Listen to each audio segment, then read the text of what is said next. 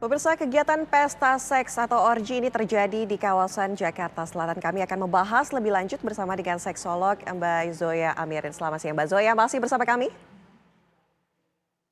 Ya, Oke, Mbak Zoya, begini pertanyaannya. Ada dua tersangka merupakan sepasang suami istri. Sang suami mengatakan bahwa tidak merasa bahagia, tidak merasa puas ketika hanya melakukan hubungan badan dengan sang istri, maka harus dengan orang lain juga. Nah, apa pemicunya bisa terjadi hal seperti ini? Mungkin itu juga yang memicu orang-orang yang kemudian melakukan pesta seks orgi ini. mhm. Susah nih kalau misalnya mau ngomong soal kepuasan gitu ya. Sebenarnya kayak ketika memasuki sebuah pernikahan, ada satu hal yang biasanya saya persiapkan kepada setiap pasangan adalah untuk mengatasi rasa bosan, ya kan. Rasa bosan itu sangat manusiawi. Ada yang bosan terus akhirnya dia jadi selingkuh, ada yang bosan, akhirnya dia melakukan, swapping gitu ya atau swinger, ada yang bosan akhirnya melakukan pesta seks seperti ini. Nah, apa yang menentukan dia manusia yang seperti apa adalah caranya dia mengekspresikan kebosanannya.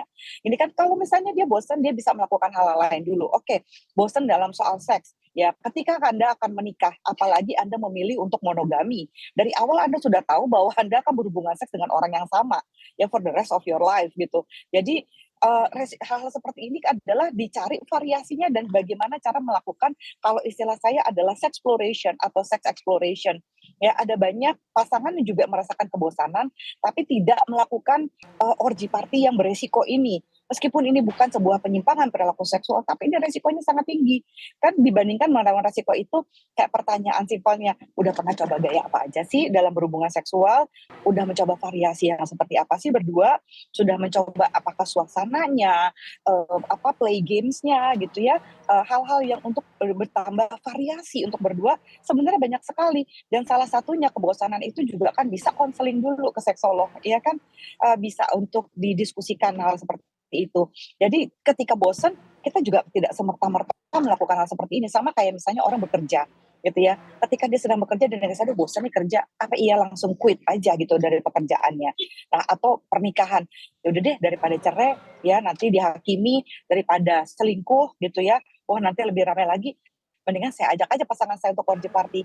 Ini bukan ini mungkin terlihat sebagai solusi, tapi ini kalau mungkin istilahnya bukanlah sebuah solusi yang sustainable gitu, Mhm. bukan solusi yang jangka panjang dan sangat-sangat beresiko tinggi menurut saya.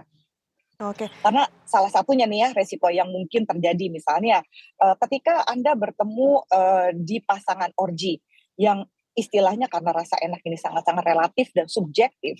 Ketika Anda bertemu dengan orang lain yang lebih enak daripada pasangan Anda sendiri, apa yang akan Anda lakukan? Nah, rasa enak itu tidak juga menjamin cinta, rasa enak itu tidak menjamin kelanggengan sebuah hubungan per se. Kalau menurut Sternberg ada 3 hal yang akan mempengaruhi sebuah relasi itu menjadi lengkap, bukan sempurna ya, menjadi lengkap, yaitu komitmen yang jelas ya, Mhm. monogami, poligami, gitu ya misalnya. Lalu kedua adalah intimate, bagaimana si individu merasa dicintai dan mencintai pasangannya, sebagaimana dia ingin disayang gitu. Dan yang ketiga adalah passion atau gairah seksual. Nah, seksualitas itu bisa di-upgrade kalau misalnya, merasa kurang, terkoneksi gitu secara seksual atau ada rasa bosen. Itu ada teknik-teknik yang bisa dilakukan ketika dia mau berkonsultasi gitu, pergi konseling, itu Mhm. dibandingkan langsung memutuskan untuk pesta seks itu adalah menurut saya hanya memanjakan dopaminnya saja, Mhm. di mana hormon dopamin ini memberikan quick gratification. Jadi apakah ya, ketika kita memanjakan dopamin kita untuk membuat, keputusan yang sesaat, kan ini sama nanti akan nagihnya seperti juga drug addict, ya, seperti seorang yang mengkonsumsi narkoba. Wah seru gitu, wah minta lagi, mau lagi. Tapi pertanyaannya, apakah dengan, mengatasi kebosanan dengan seks party, bisakah memperbaiki keharmonisan rumah tangga? Bisakah membuat Anda lebih mencintai pasangan Anda? Kan itu pertanyaan yang Oke. paling basic. Ketika Mbak Anda Zoya, ingin melakukan mhm. variasi seksual, apakah ini membuat lebih baik Oke, gitu? kalau kita lihat memang, sudah kerap kali terjadi pesta seks seperti ini yang dari kasus ini saja sudah 3 kali terbongkar. Ada di Bogor, kemudian di Iya, Jakarta Selatan, dan juga di wilayah Jakarta juga satu lagi. Nah, ketika melihat seperti ini artinya banyak sekali pelaku, seks orgi ini ya. Nah, bagaimana kemudian mhm. cara mengatasinya perilaku seperti ini kemudian? Bagaimana caranya diri sendiri atau orang lain bisa sadar atas aksi seperti ini yang mungkin tidak sesuai dengan norma atau tadi dikatakan bukan menyimpang, tapi memiliki resiko yang tinggi.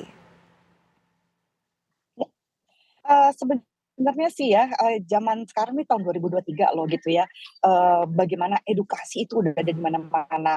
Saya aja sendiri ya sebagai seorang nakes, saya punya banyak platform untuk, mengedukasi kesehatan seksual. Belum lagi, rekan-rekan saya sesama seksolog gitu ya, yang tergabung di dalam Asosiasi Seksologi Indonesia.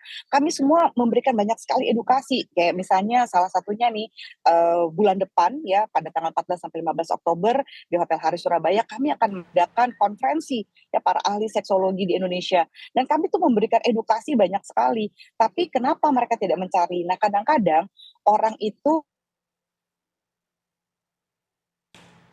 sosial media Oke. Baik, tampaknya kita ada gangguan ahlinya gitu komunikasi. atau mengedukasi dirinya Mhm. gitu, Mbak. Oke. Baik, terima kasih Mbak Zoya Amirin sudah bergabung sama kami memberikan informasi seksologis Zoya Amirin. Dan pemirsa, kami masih akan kembali dengan informasi kriminal lainnya usai jeda. Tetaplah bersama kami di Ragam Perkara Siang.